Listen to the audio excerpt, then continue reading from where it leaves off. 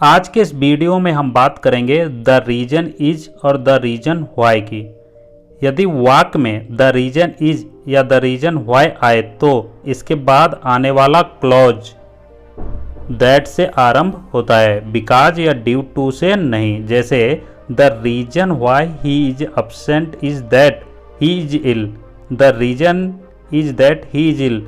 क्योंकि नियम यह है कि after such openings as the reason is, the reason why, the clause containing the reason must not begin with because but with that, fouler modern English uses.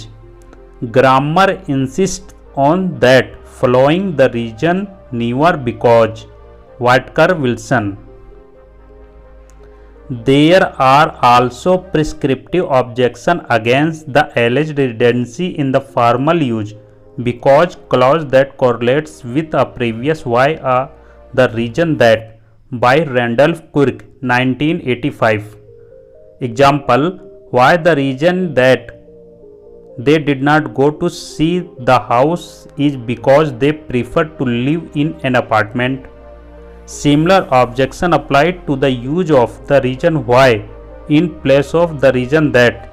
The acceptable alternative to would replace because by that.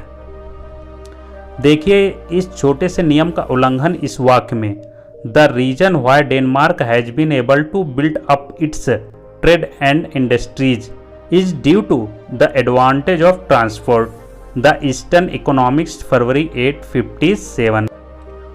यह वाक्य काफ़ी भद्दा है, फिर भी इसे सुधारा जा सकता है।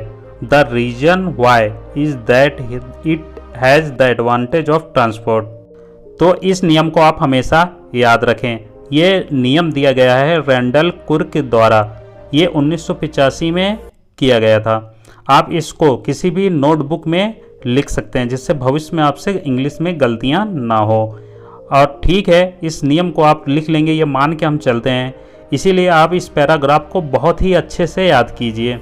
तो ठीक है, मिलते हैं अगले एक नए वीडियो में। तब तक आप इस नियम को किसी भी अच्छे एक नोटबुक बनाकर उसमें लिख लें जिससे भविष्य में इंग्लिश में गलतियां ना हो।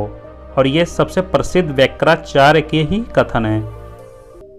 तो ठीक है, धन्यवाद देखने के लिए।